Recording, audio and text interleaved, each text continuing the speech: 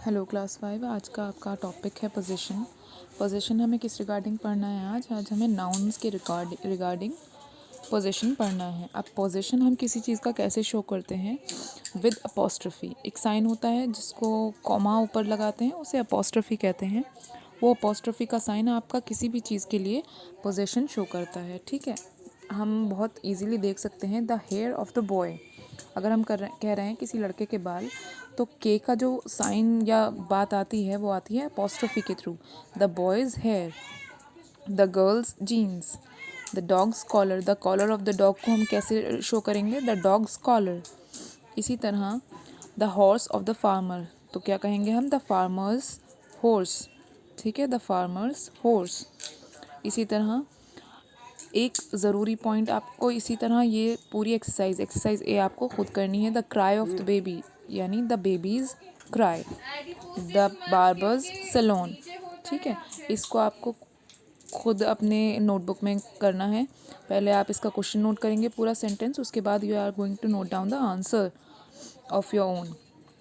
अब आप ये चीज़ देखेंगे सिंगुलर और प्लूरल कैसे हम फॉर्म कर सकते हैं। सिंगुलर को और प्लूरल को हम कैसे डिनोट करते हैं अपोस्ट्रोफी के अंदर। तो एक गर्ल की बात होगी तो आप अपोस्ट्रोफी लगा के एस लगा देंगे, इसका मतलब हो गया लड़की के। अगर हम लड़कियों की बात कर रहे हैं द गर्ल्स, तो हम अपोस्ट्रोफी उस एस के बाद लगाएंगे, that is used as a plural.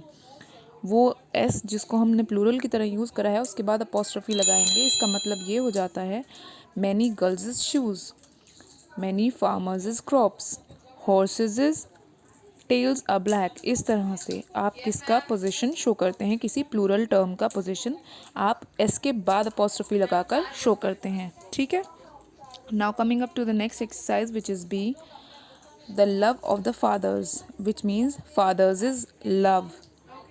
The harvest of the farmers, the farmers is harvest. The birds is nest. इस तरह से आपको ये शो करना है जैसे बताया गया है। अब कुछ वर्ड्स ऐसे होते हैं जो बिना एस लगाए प्लूरल फॉर्म शो करते हैं, which means children, women, man. ठीक है, तो हम इसमें कैसे करेंगे? हम इसके बाद अपोस्ट्रोफी नहीं लगाएंगे, अपोस्ट्रोफी लगाएंगे, एस के बाद नहीं लगाएंगे अपोस्ट्रोफी। जैसे हम यूजुअली लगाते हैं वैसे नहीं लगाएंगे। हम कैसे लगाएंगे?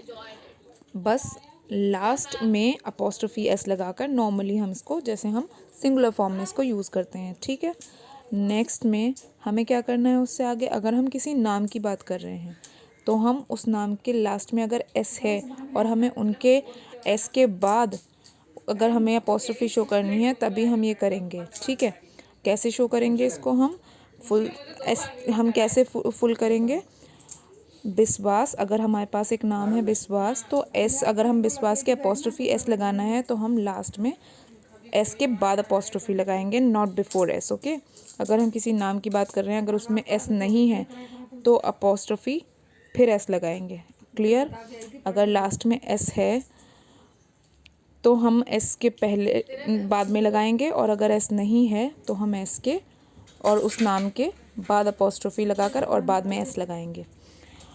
अब एक्सरसाइज सी में आपको यही चीज़ फॉलो करनी है, ध्यान से देखेंगे आप लोग। ठीक है, अब एक प्लूरल फॉर्म ऐसी दे दी गई है नीचे डी एक्सरसाइज में जिनमें आपका चेंज हो जाते हैं, जैसे वाई हो लास्ट में, किसी नाउन के लास्ट में वाई है या कुछ और है, उसको कैसे शो करना है आपको सब दिखाया गया है। ठीक है, अब अगली एक्सरसाइज में the truck belong to the driver, यहाँ पर एक वर्ड ऐड हुआ है बिलोंग। ठीक है, इससे ये चीज़ बिलोंग करती है, तो वो किसकी हुई?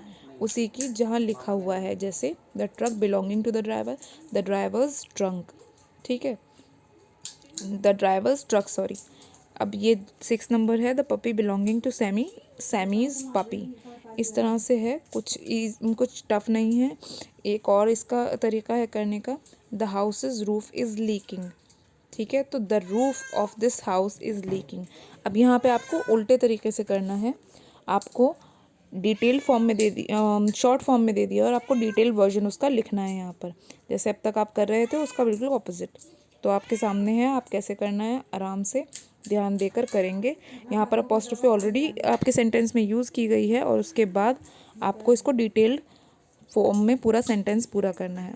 That was your class for today, thank you.